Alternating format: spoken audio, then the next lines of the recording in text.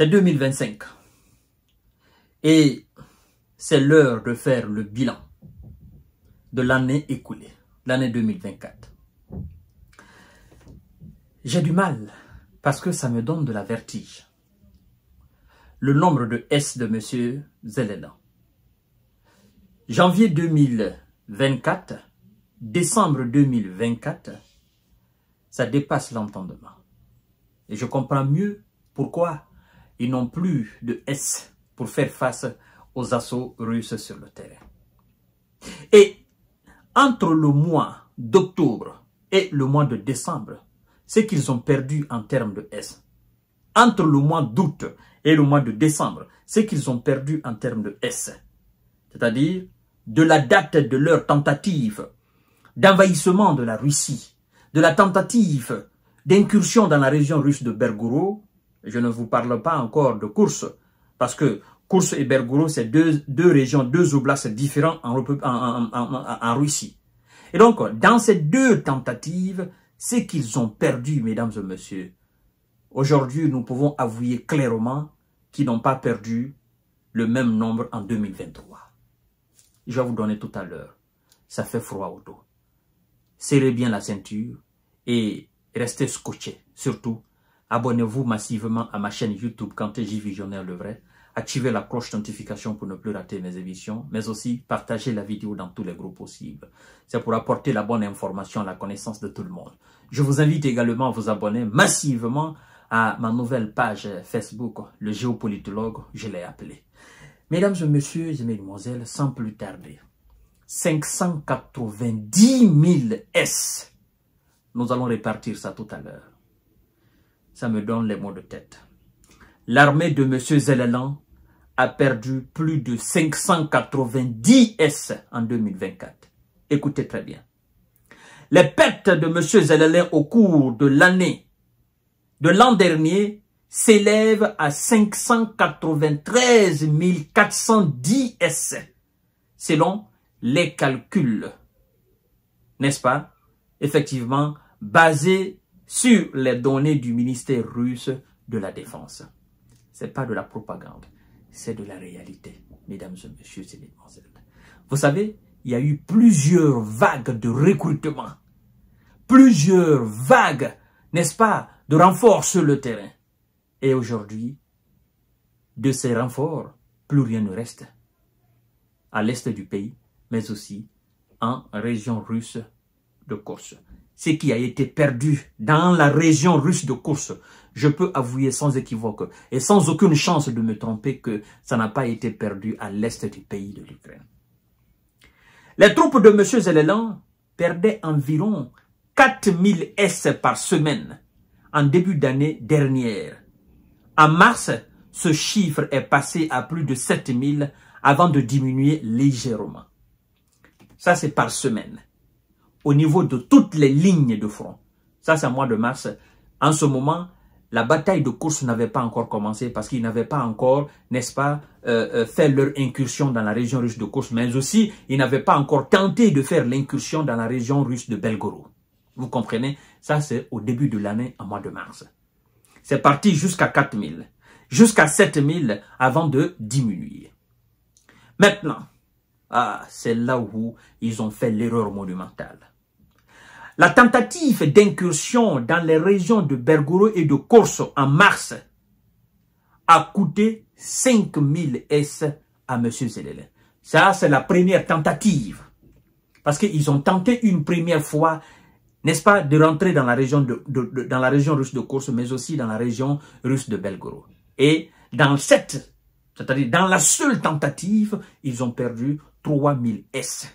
Cela n'a rien à voir avec la réussite de leur incursion sur le territoire russe dans la région russe de Koursk. Alors, mesdames et messieurs, nous continuons. Les pertes de M. Zelelan, en termes de S, je parle de militaires, n'est-ce pas, ont ensuite recommencé à augmenter. Et à la fin du mois de mai, le bilan a dépassé pour la première fois les 10 000 S par semaine. Il n'est jamais redescendu.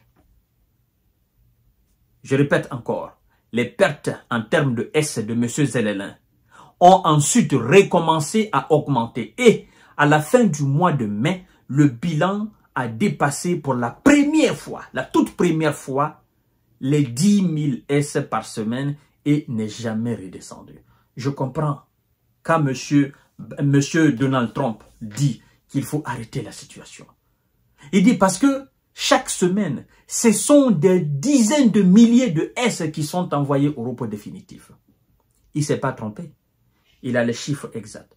On parle quand même d'un ancien président américain qui vient de remporter les élections et donc qui a les données réelles, qui sait combien ont été recrutés en France, combien ont été recrutés en Pologne, combien ont été recrutés en Grande-Bretagne, combien ont été recrutés aux États-Unis, combien ont été recrutés en Belgique, en Hollande, en Espagne, en Italie, combien les Occidentaux ont formé en termes de S ukrainiens pour aller faire face, n'est-ce pas, à M. Vladimir Poutine. Mesdames et messieurs et mesdemoiselles, je ne vous parle pas de ce qui a été perdu dans la contre-offensive. Je vous parle tout simplement du bilan de 2024. Écoutez bien, partagez la vidéo dans tous les groupes possibles. La vérité va éclater. Le monde saura ce qui s'est passé exactement. En août, en mois d'août, Kiev a tenté d'envahir le territoire russe dans la région de Kursk, ce qui a encore fait croître ses pertes. À partir du mois d'août jusqu'au mois de décembre, 31 décembre, mesdames et messieurs et mesdemoiselles. Ce qui est donné, c'est une estimation d'ailleurs pour le ministère de la Défense russe. Parce que j'en suis sûr qu'il y a des S qu'on n'a pas pu compter. Parce qu'on ne les a pas vus. C'est ça la réalité.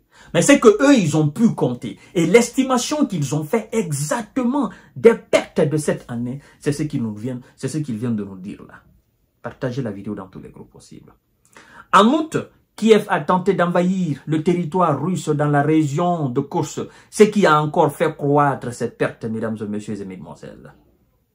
Le plus lourd bilan en termes de S pour l'année 2024 pour Kiev, mesdames et messieurs, a été enregistré le 26 octobre et le 1er novembre. En une semaine, elle a perdu environ 17 000 S. Moi-même, j'ai fait une émission spécialement sur cela parce que ces deux dates ont été des dates vraiment sombres pour M. Zelensky. Oui, ça a été des dates très sombres. En fait, si vous voulez bien, ce qui a été amassé en mois d'août pour lancer l'opération spéciale, je dirais comme ça, l'opération spéciale dans la région russe de Kursk, mesdames et messieurs et mesdemoiselles, ce n'était pas 10 000 hommes, ce n'était pas 20 000 hommes, ce n'était pas 30 000 hommes. Ça dépassait même les 40 000 soldats par M. Zelensky pour envahir la région russe de Kursk. On vous dit qu'ils sont allés, ils ont conquis 1400 km² en territoire russe. Ça veut dire que c'est plusieurs unités et plusieurs bataillons, mesdames et messieurs, avec plusieurs commandants. Ils sont rentrés avec du matériel militaire. Et quand ils sont rentrés en masse. Ceux qui sont entrés, qui sont allés prendre des positions, ils ont eu des renforts. Après des renforts, c'est-à-dire, ils étaient en train d'avancer dans la région russe de Kursk. Et pendant ce temps, la Russie, qu'est-ce qu'elle a fait? Elle évacuait cette même région-là. Elle n'était pas encore entrée dans l'opération de repousser les hommes de M. Zelensky.